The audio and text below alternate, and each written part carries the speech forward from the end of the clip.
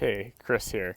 I am out for my morning walk, and it inspired me to share about two of the books that have changed my life. Because honestly, most of the time when I read a book, it doesn't actually change my life. Yeah, I get a good idea.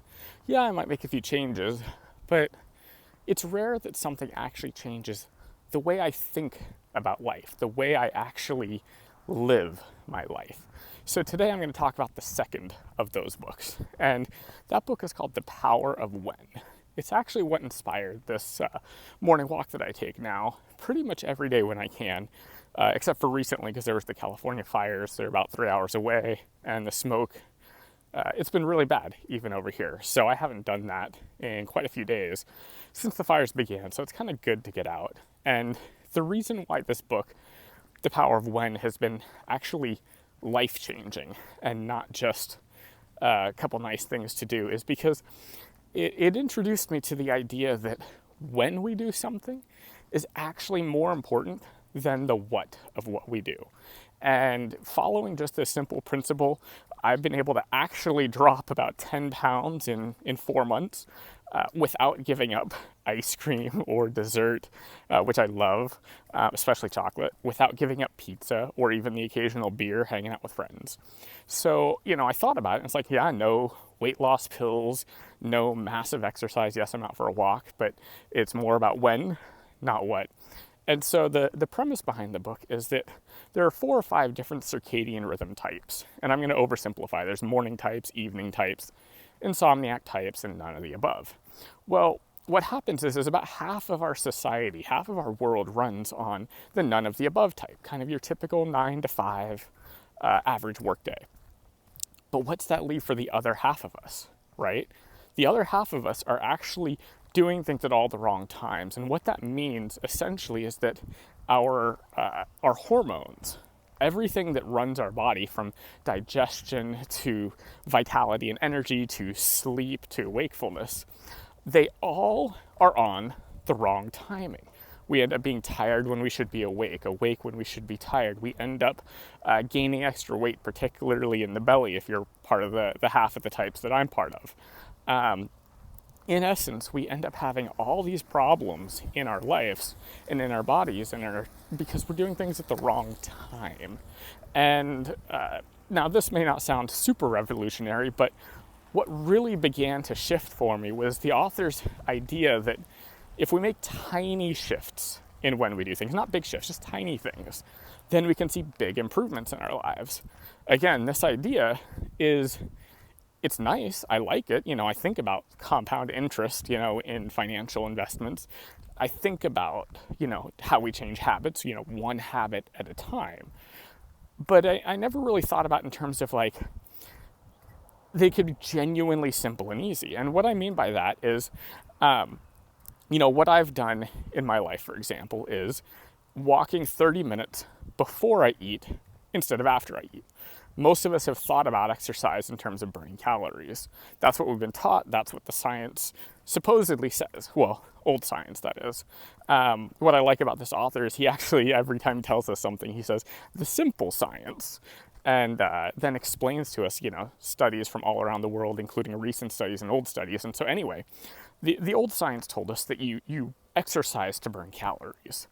And what the actual science says is that you exercise to optimize your hormones so that they operate efficiently. Think of it this way. If you were baking a cake, right, you're not going to go mix everything up, put it in the pan, and then toss it in a cold oven, and then start the oven warming up, right? That's going to be a disaster for trying to bake your cake correctly.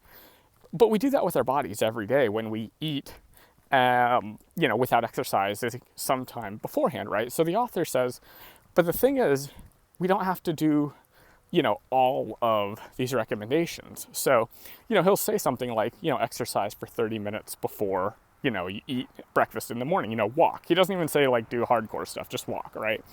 So, some mornings I can do that, he says, but the biggest mistake we can make is believing that we have to do all of it or none of it. Right? And this really helped shift my thinking because some mornings, like with the fires recently, I couldn't get out. So I had to do 5 or 10 minutes of just kind of push-ups, crunches inside, my room before I woke up. And this little shift has helped me wake up tremendously in the morning. The other thing he talks about is how so many times we are making choices that we think are best for our goals, but really they're actually counterproductive. And here's an example from my own life. Prior to reading The Power of When, I was meditating every single day as soon as I woke up for about 25 minutes, 100% fail-safe for 2.5 months. And that for me was setting up the day for peace, for compassion, for framing my mind. What I didn't understand is my energy wasn't so high. And if we really think about it from a hormonal perspective, in the morning, the first thing our body is trying to do is wake up. It's actually putting cortisol into our body, which normally is associated as a stress hormone. But for the mornings, it's actually what we need to wake up. So we're trying to wake up with cortisol in the morning, and what does meditation do? It actually is a stress hormone killer. It actually drops cortisol levels in the brain. So here I am every morning waking up and trying to get energy and then completely shutting down the very hormones that are waking me up. So for my particular circadian rhythm type, I should be meditating mid-morning or even kind of late evening winding down for bed, because then it'll produce all the right types of hormones I need to actually relax. The other thing I really found interesting was showers. So one thing he talks about in the book is how warm showers actually cool down our body. And what they do then is send the message to our body, I'm tired.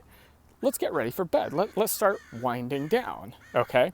So what's the first thing I was doing on top of my meditation in the morning? Taking a warm shower, which is now telling my body, wind down, calm down, get ready for bed.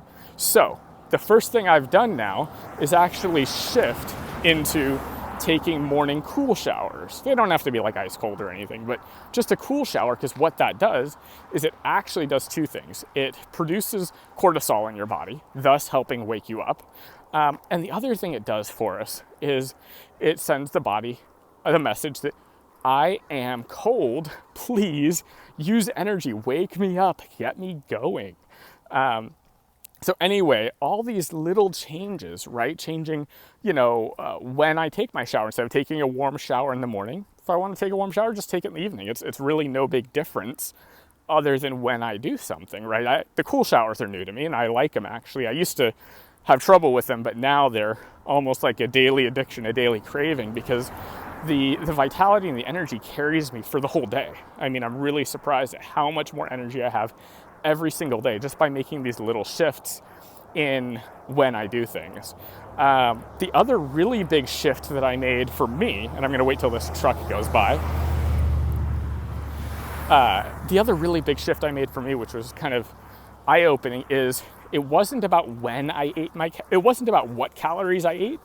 It was about when I ate them. So as I shared with you, I haven't had to give up, pizza, beer, ice cream, dessert, chocolate, any of that stuff. But what I've done, and this author pointed it out, he said, the science shows that people who eat most of their calories earlier in the day are actually the ones who lose the most weight over time. And so what I did is I shifted from, instead of breakfast being my smallest meal of the day and dinner being my largest, I shifted to make sure that only breakfast or lunch are my biggest meals of the day. And then dinner, of course, is the smallest meal. In alignment with that, I have my dessert with lunch instead of with dinner. It's these little minor things that have allowed me to have much more energy, vitality, and also to drop, like I said, 10 pounds in the last, 4 months or so since I started this program. Needless to say, I am a huge advocate of The Power of When, a book whose author I don't know. A friend of mine recommended the book, and I finally got around to, reading it. But this book, The Power of When, really has changed my life. It's changed the way I think about health, the way I think about vitality and energy, because now it's not just about what I put in my body. It really is very much about when I put it in my body. It's about this idea that I can be optimizing my hormones naturally. I don't have to be taking extra supplements or taking any kind of medicine or anything like that to actually get my hormones functioning correctly. And that to me is a huge eye-opener. So anyway, I hope that this has been helpful to you. And if I can impress anything upon you, it would be go get The Power of When.